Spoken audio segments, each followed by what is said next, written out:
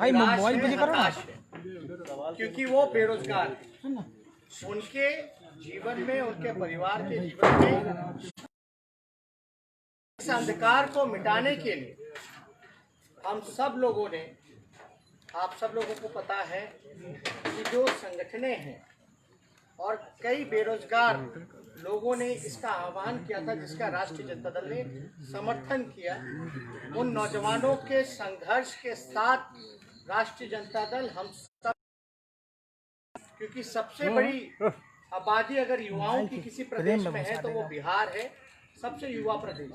लेकिन बिहार में हकीकत अगर बात की जाए तो बेरोजगारी का केंद्र बन चुका है, और जो बेरोजगारी का केंद्र बना है, डबल इंजन होने के बावजूद मोदी जी ने कहा था हर साल 2 करोड़ नौजवानों को रोजगार देने का काम करेंगे।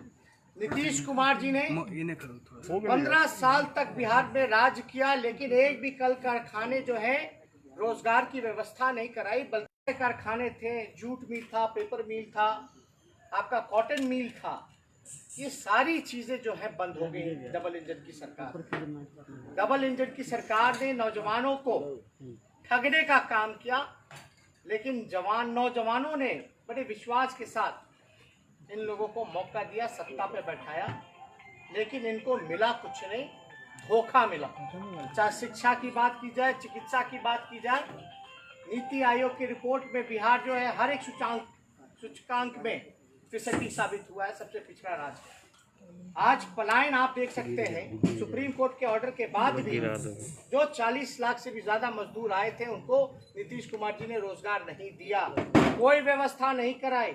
उनको अपनी कुर्सी की चिंता रही, ना किसी नौजवानों से रूबरू हुए, ना बातें की, कोई संवाद जो है युवाओं के प्रति जो है उन्होंने नहीं भड़कने का काम किया।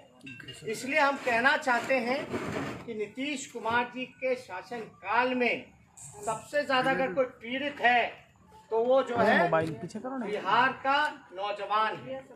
और आप देखिएगा लगातार एसएससी की बहाली को लेकर के हो, परीक्षा को लेकर के हो, और जो बीपीएससी का जो आपने देखा है स्थिति कि 5-6 सालों में भी जो है प्रक्रिया जो है वो पूरी नहीं की जाती है, इससे दुखद और निंदनीय कुछ नहीं हो सकता। ग्रेजुएशन जो है 3 साल में भी पूरा नहीं हो पाता। हम लोग लगातार जो है सवाल हम लोग पूछते रहे नीतीश कुमार जी से कि आप जो है बताइए, आपने कितनी रोजगार की जो है व्यवस्था आपने कराने का काम किया, आपने कितने कारखाने लगवाने का काम किया, आपने पलायन क्यों नहीं रोका, जो है गरीबी रहे। अगर कोई गरीब प्रदेश है तो बिहार है। आपने गरीबी हटाने के लिए, मिटाने के लिए आपने क्या काम किया? तो नीतीश कुमार जी का इस पे कोई जवाब नहीं मिलता है। हालांकि हम खुद नौजवान हैं, उनकी पीड़ा को, उनकी दिक्कतों को हम जानते हैं, लेकिन डबल इंजन की सरकार कहती है कि भैया आप जो है आत्मनिर्भर बनिए।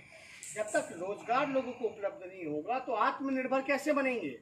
ये सवाल जब पूछता है बीपीएससी से बाहर खड़ा होकर के नौजवान पूछता है, जवान जो महिलाएं पूछती हैं कि भैया नर्स की बहाली कब होगी, पदे क्यों खाली हैं, तो यही नीतीश कुमार जी डंडे बरसवाने का काम करते हैं।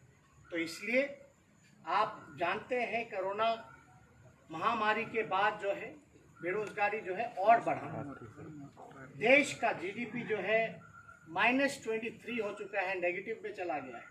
आप अंदाजा नहीं लगा सकते कि बिहार का जीडीपी कहाँ होगा।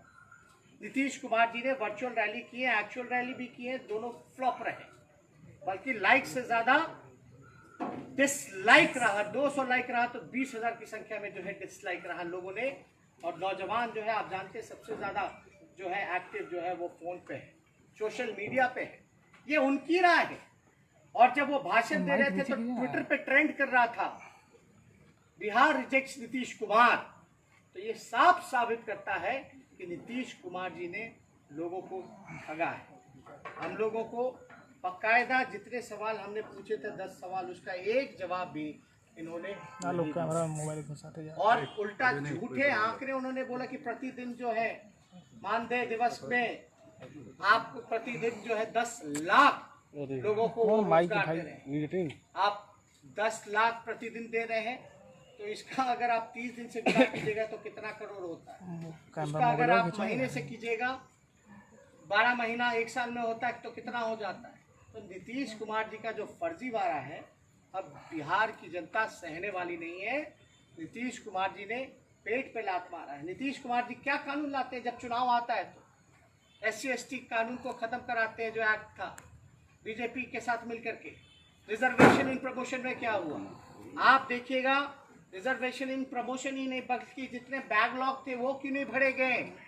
हम लोग बार बार कहते हैं कि नीतीश कुमार जी जो है चुनावी झुंझुना लेकर के बैठे हैं। अब जब आचार संहिता आ रही है तो वो दलितों को लुभाने के लिए करते हैं। क्या कह रहे, कपाड़ में गोली खाओगे, कपार में गोली खाओगे तब रोजगार मिलेगा, यानी मरने के बाद रोजगार देंगे। जीते जी क्यों नहीं रोजगार मिलता? जीते जी क्यों नहीं दे सकती ये सरकार रोजगार? तो ये लोग सिर्फ और सिर्फ ठगने का काम कर रहे हैं। सर दलित को दीजिएगा रोजगार ठीक है, लेकिन उनके परिवार में मरेंगे तब दीजिएगा। इतनी बड़ी कुर्बानी लोगों को देना पड़ेगा। आप हत्या का, मर्डर का आप प्रमोट करने का काम कर रहे हैं। क्या स्वर्ण जाति हो, पिछड़े जाति हो, अति पिछड़े जाति हो, अल्पसंख्यक वर्ग के लोगों में अगर हत्या होती है उनके परिवार में किसी की, तो आप रोजगार नहीं दीजिएगा। ये दोहरी नीति नीतीश कुमार जी की साफ स्पष्ट करता है कि इनको केवल और केवल जाति की राजनीति करनी है। मैं कहना नहीं चाहता, लेकिन जितनी भी बहालियां होती हैं उसमें विशेष जाति के लोगों को, विशेष क्षेत्र के लोगों को ही रोजगार मिल पाता है। सिपाही बहाली हो या कोई और बहाली हो, बड़े पैमाने पे धांधली होते हैं, लेकिन कार्रवाई किसी पे आज तक नहीं होता। आप पूछिए आखिर इसका जिम्मेदार कौन है? अगर नौजवान करोड़ों की संख्या में अगर बेरोजगार है, परीक्षा समय पे नहीं होता, धांधली होती है, 58 घोटाले होते हैं, बिहार का 20,000 करोड़ का नुकसान होता है, चोरी होता है, घुसखोरी होता है, तो क्या नीतीश कुमार जी ने किस पे कार्रवाई की, किस पे एक्शन लिया? तो इसलिए आज हम लोग सब लोग, जदयू के लोग जरूर बोलेंगे ये बात, लालटेन युग खत्म हो गया, परिवार में बेरोजगारी है, ये बात हम जानते हैं। ये मुद्दे पे बात ही नहीं कर सकते। ये केवल हमारे परिवार को, पार्टी को बदनाम करना और गाली देना इनका काम है। इनकी शैली जो थी, भाषा जो थी, जो भाषण की, उसमें बदलाव हम सब लोगों ने देखा है। आपने देखा, हमने देखा, 3 घंटे भाषण दिए, लेकिन ये उपाय नहीं बताया कि बेरोजगारी कैसे मिटाएंगे, गरीबी कैसे मिटाएंगे, कारखाने कब लगवाएंगे, भूखमरी कब खत्म करेंगे, ये उपाय नहीं बताया।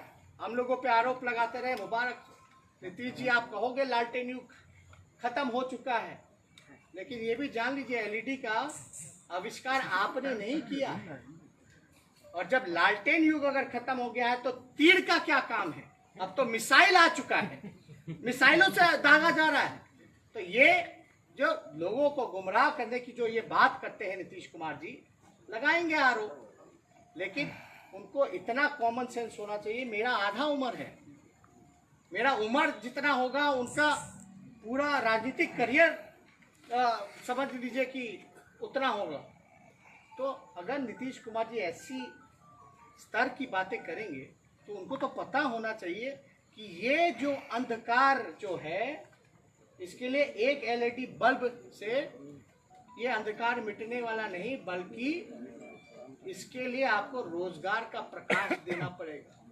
जो करोड़ों लोगों के घरों में जो अंधकार है, इसको अगर आपको प्रकाश करना है तो आपको रोजगार देना होगा। इसलिए बेरोजगारों ने तो आंदोलन किया, BPSC के बाहर भी डंडे खाए, कोई उपाय नहीं है, कोई सुनता नहीं है, कोई नेता सरकार में, अधिकारी तक नहीं बात करता उन नौजवानों से।